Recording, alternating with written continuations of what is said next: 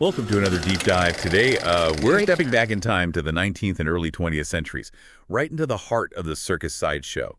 We've got some fascinating articles all about the performers who made these shows so popular. And we'll be looking closely at the lives of 5 individuals in particular. Myrtle Corbin, Johnny Eck, Lionel the Lion-Faced Man, Ella Harper, and Francesco Lentini. Yeah, it's a world that often gets labeled with terms like freak show, but that kind of language.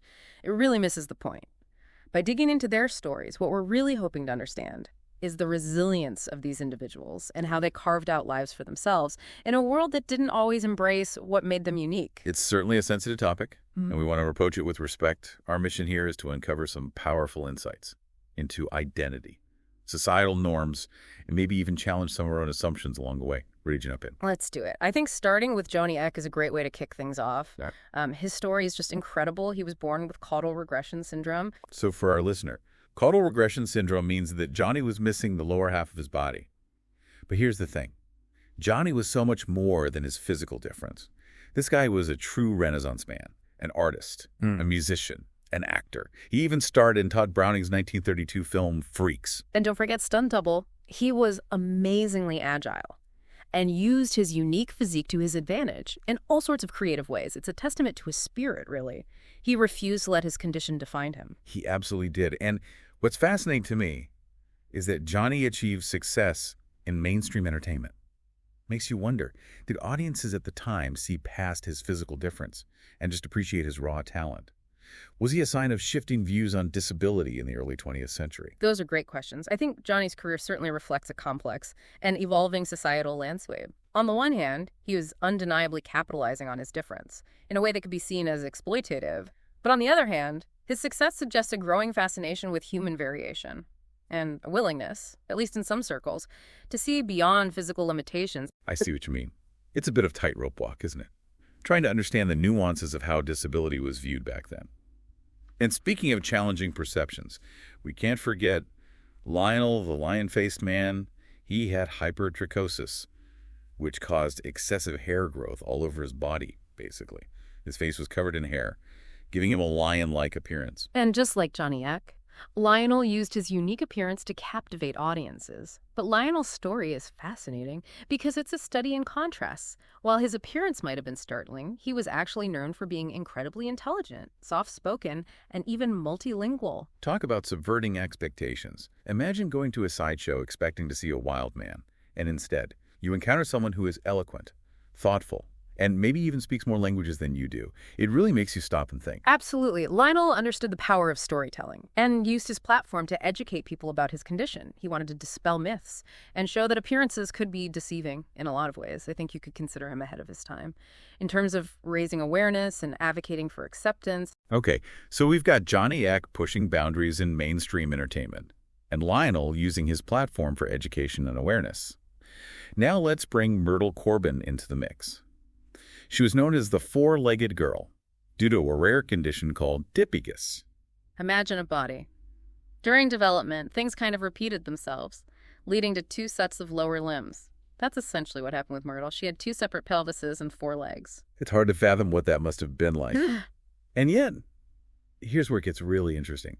Myrtle got married and had 5 children. Now, if that doesn't challenge conventional thinking about disability and what constitutes a normal life, I don't know what does. I agree. It flips the script completely.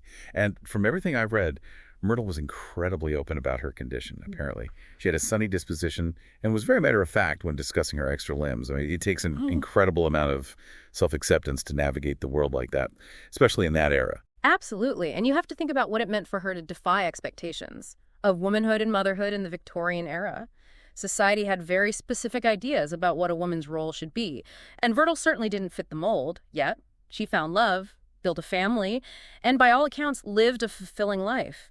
It really throws a wrench into those rigid Victorian ideals, doesn't it? It does. I think her story also challenges the modern perception of sideshow performers as being exploited or pitied.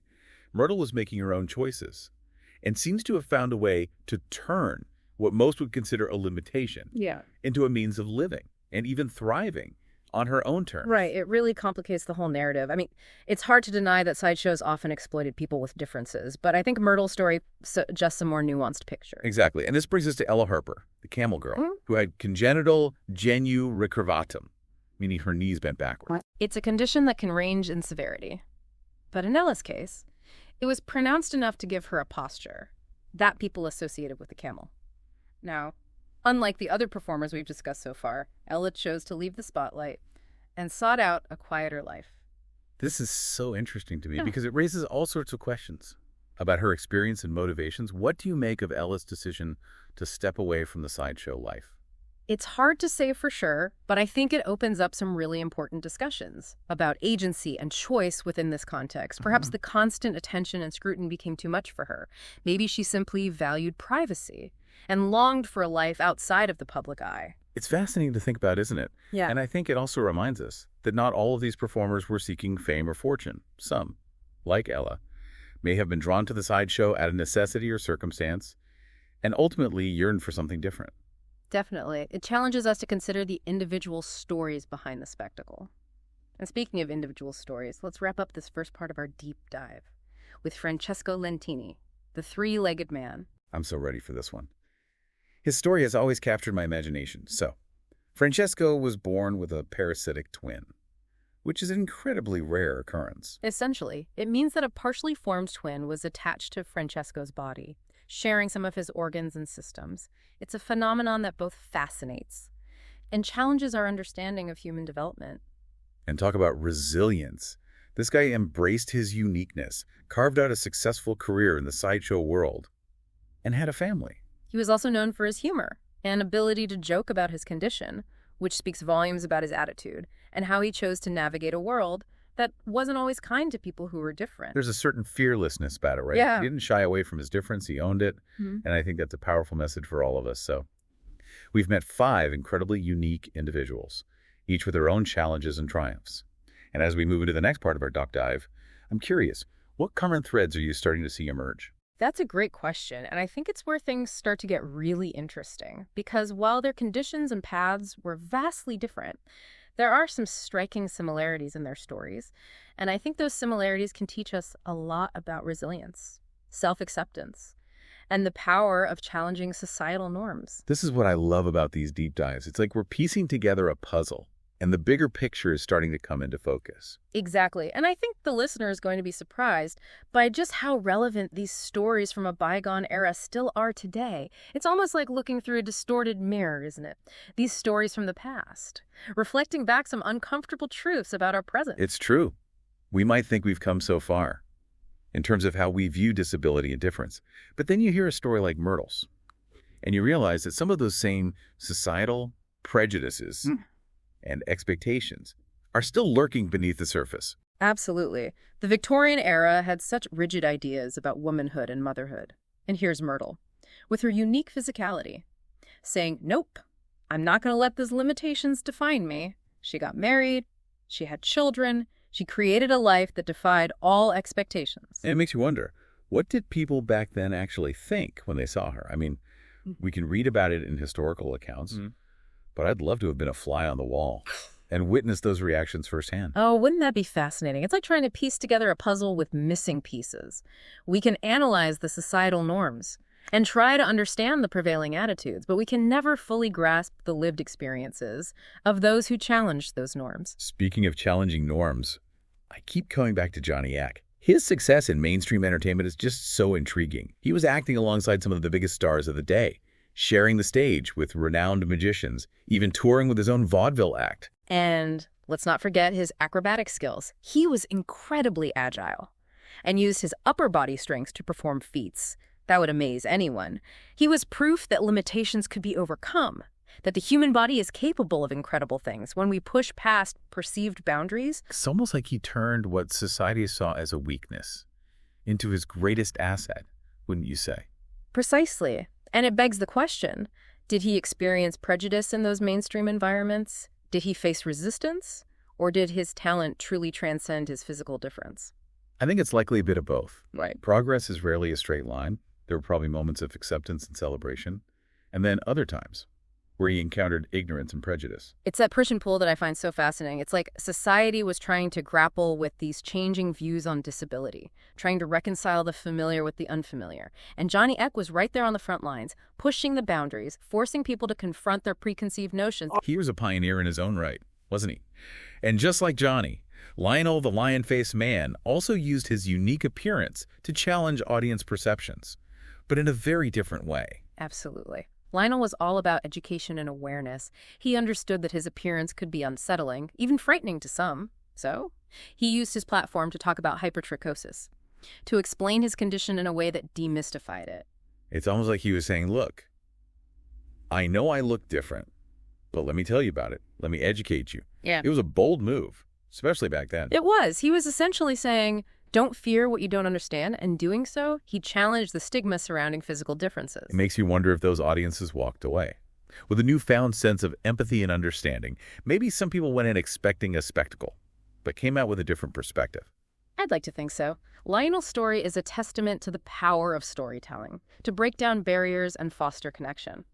He used his difference to create a bridge between himself and the audience, to invite them into his world. And that's a powerful reminder for all of us, isn't it? To use our own voices and stories to challenge prejudice and promote understanding. We all have the power to make a difference, just like Lionel did. Now, while Lionel sought to engage with the public, Ella Harper, the camel girl, seemed to crave the opposite. She made a conscious choice to step away from the spotlight and pursue a more private life. It's almost a counterpoint to the stories of Johnny and Lionel, isn't it? It shows us that there's no one-size-fits-all approach to navigating life with a visible difference. What might be empowering for one person can be incredibly draining for another. Exactly. And Ella's story reminds us that agency and choice are essential components of self-acceptance. She made a decision that felt right for her, even though it meant walking away from a potentially lucrative career. It also makes me think about the toll that constant public scrutiny can take on a person. Imagine being stared at, whispered about, treated like a curiosity wherever you go. It must have been exhausting. It's easy to forget that behind the spectacle, behind the stage persona, there were real people with real emotions and vulnerabilities. And for Ella, it seems that privacy and a sense of normalcy were more valuable than fame or fortune. And that's perfectly valid. Right. It reminds us that success and happiness don't always look the same for everyone. What might be a dream come true for one person can be a nightmare for another. Exactly. It's about finding what works for you, what brings you a sense of peace and fulfillment. And for Ella, it seems that meant stepping away from the limelight. And then we have Francesco Lentini, the three-legged man. His story is just mind-blowing.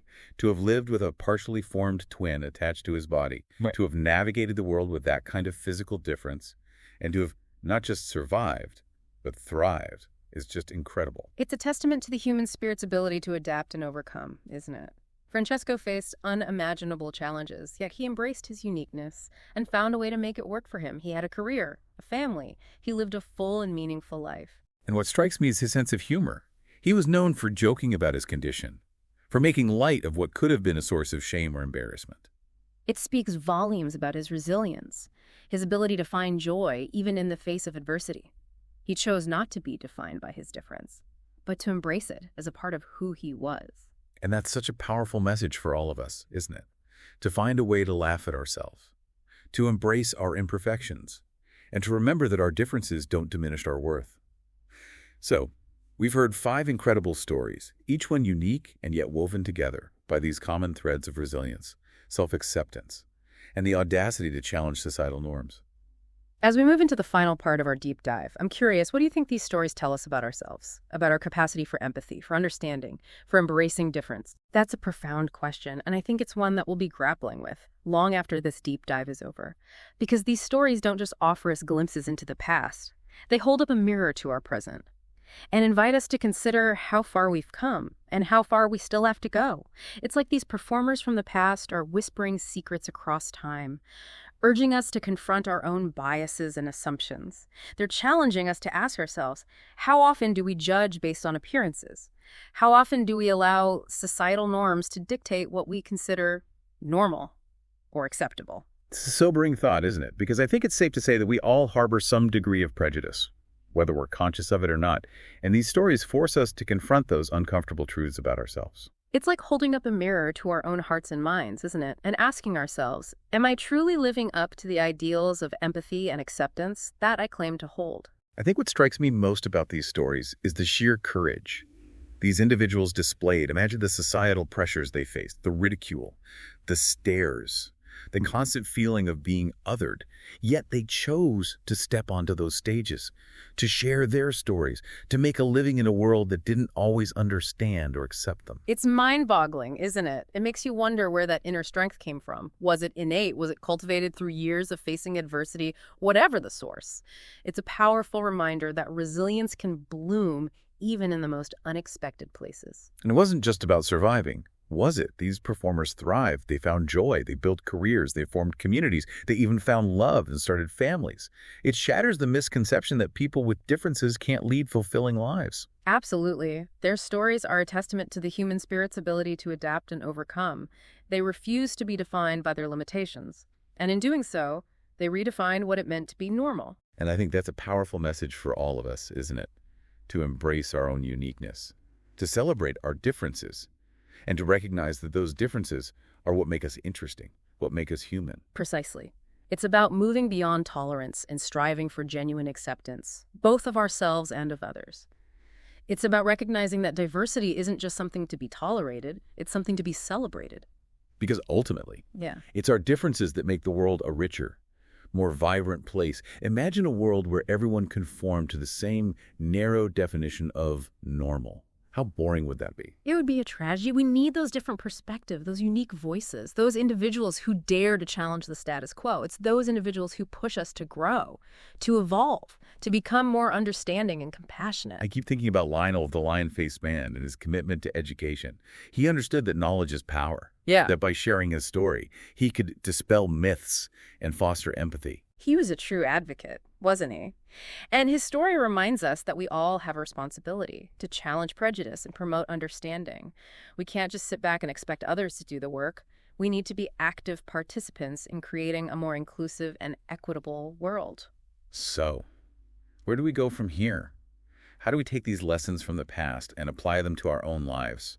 How do we become more empathetic, more accepting, more willing to embrace difference? I think it starts with self-reflection. We need to examine our own biases, our own preconceived notions about what's normal or acceptable, and we need to be willing to challenge those notions, to step outside of our comfort zones and engage with people who are different from us. It's about listening to their stories, learning from their experiences, Yeah. and recognizing the shared humanity that connects us all. Exactly. It's about understanding that our differences don't divide us. They enrich us. They make us stronger, more resilient, more capable of navigating the complexities of the world. It's like those sideshow performers were pioneers, paving the way for a more inclusive and accepting society. They may not have realized it at the time, but their stories have the power to change hearts and minds, even generations later. And that's the beauty of history, isn't it? It's not just about remembering the past. It's about learning from it, about using those lessons to create a better future. So as we wrap up this deep dive into the world of circus sideshows, I hope our listener will take these stories to heart. Let them inspire you to challenge your own assumptions, to embrace diversity in all its forms, and to remember that true strength lies in recognizing the beauty and value of our differences. Beautifully said. Let's keep these conversations going. Let's continue to learn and grow, and let's strive to create a world where everyone feels seen, heard, and valued, regardless of their differences. Until next time, keep exploring, keep questioning, and keep embracing the tapestry of human diversity.